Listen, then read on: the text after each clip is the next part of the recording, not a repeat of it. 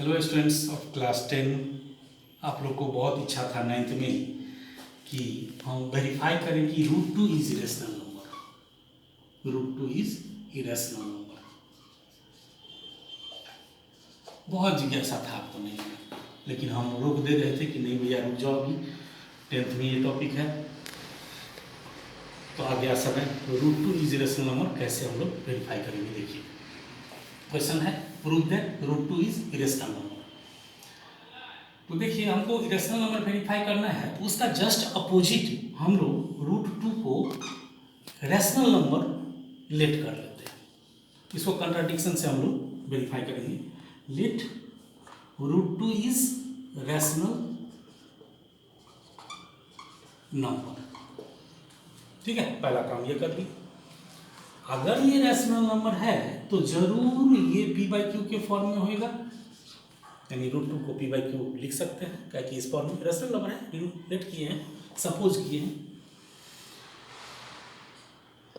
आप जानते हैं अगर p/q है तो where p and q are integers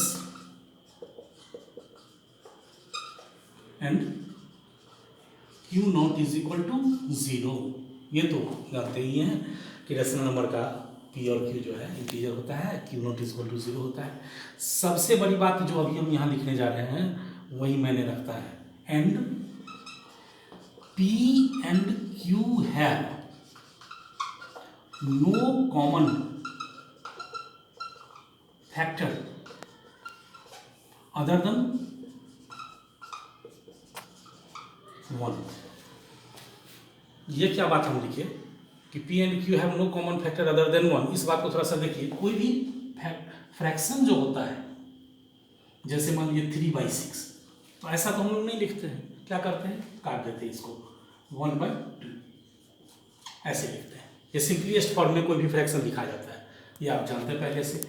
जैसे मान लीजिए कि 14/28 है, तो 7 से काटेंगे, या 14/35 है, 7 से काटेंगे तो 7 2 जा 7 5, यानी 2/5।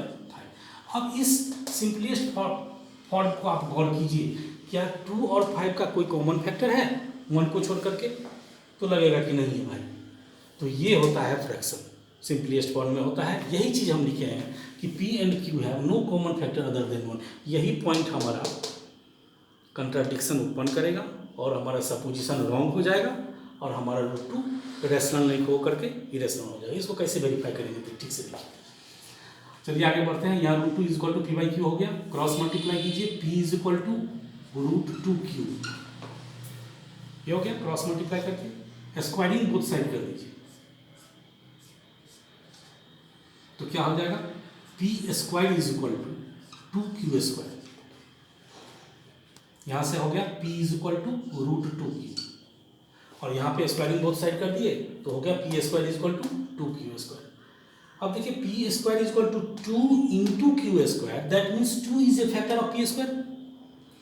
p² is equal to 2 into something, इसका मतलब 2 is a factor of p²। लिख सकते इस बात को, 2 is a factor of p²। ठीक है भाई। अब p² का अगर 2 फैक्टर है तो वो p का भी फैक्टर होगा, कहा कि p² का मतलब क्या हुआ, p इंटू p, p ही p, तो p इंटू p का जो फैक्टर है वो p का भी फैक्टर ही होगा। इसीलिए also 2 is also a factor of p। इसके लिए हमारे पास एक थ्योरम है, उस थ्योरम का नाम क्या है, फंडामेंटल अर्थमेटिक थ्योरम। ये बुक में है कि p² का p का पावर n का जो फैक्टर होगा वही p का भी फैक्टर होगा। ये कौन बतलाता है, fundamental arithmetic theorem. Full form में लिखा जाएगा इसको। तो 2 is a factor of p², hence 2 is also a factor of p। छोड़ दिए, यहाँ पर आगे बढ़िए। अगर p का फैक्टर 2 है तो हम लिख सकते हैं p is equal to 2 into something. p का फैक्टर 2 है, p का मान लीजिए कितना भी फैक्टर है उसमें से p का एक फैक्टर 2 है, तो हम लिख सकते हैं p is equal to 2 into something. उस समथिंग को कुछ लेट कर लेते हैं, मान लीजिए m लेट कर लीजिए, जो इंटीजर होना चाहिए, where m is an integer, समझ गए? लेट कर सकते हैं हम, क्या कि पी का फैक्टर 2 है तो पी इज 2 इंटू समथिंग, जो समथिंग हम कुछ लेट कर लिए, स्क्वायरिंग बोथ साइड कर देंगे तो P square is equal to 2m का होल स्क्वायर, यानी P square is equal to 4m square. ठीक है, अब देखो यहाँ पर P square is equal to 2q square है, यहाँ से रिप्लेस करके इसको 2q स्क्वायर लिख देंगे और लिखेंगे 4m स्क्वायर, यहाँ 2 से ये कट जाएगा 2, यानी कि q square is equal to 2m square, q square is equal to 2m square, मतलब q square is equal to 2 into m square, यानी 2 is a factor of q square, ताकि 2 into something है, q square का factor 2 है, यहाँ पर दिख रहा है हमको, हम लिख सकते हैं कि 2 is a factor of q square. फिर यही थ्योरम, फंडामेंटल अर्थमेटिक थ्योरम से हम लिख सकते हैं 2 is also a factor of q, 2 is also a factor of q, किसके माध्यम से? फंडामेंटल अर्थमेटिक थ्योरम के माध्यम से। 2 q स्क्वायर का फैक्टर है तो 2 q का भी फैक्टर होगा। अब थोड़ा सा गौर किया जाए कि यहाँ पर 2p का फैक्टर हो गया, यहाँ पर 2q का फैक्टर, मतलब 2 दोनों का फैक्टर हो गया, यानी कि 2 कॉमन फैक्टर हो गया p और q का, इसीलिए 2 is A common factor of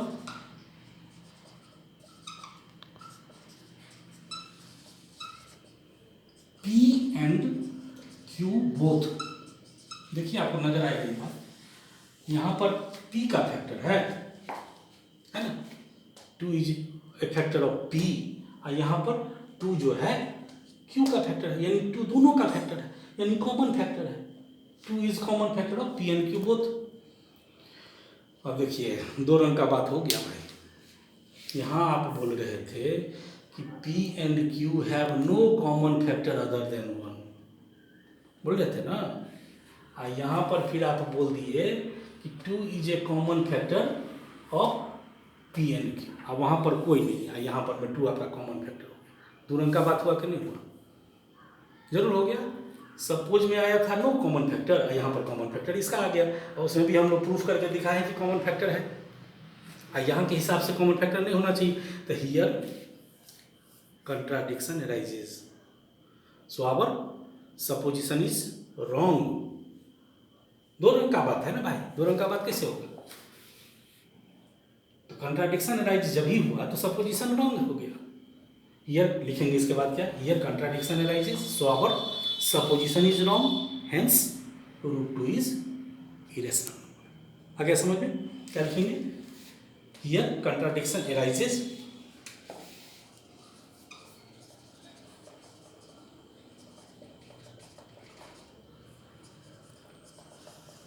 so our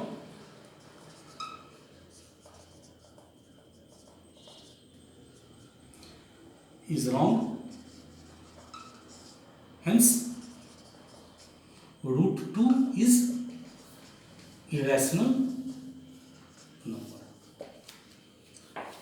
देखिए बहुत ही इंपॉर्टेंट क्वेश्चन है आपके लिए, इसको अच्छा से देखिए। अब हम नेक्स्ट वीडियो में प्रूफ करेंगे √2 + 3 इज इरेशनल नंबर, इस सब टाइप का, √2 + √3 इज इरेशनल नंबर, इस सब टाइप का क्वेश्चन नेक्स्ट वीडियो में हम लोग करेंगे।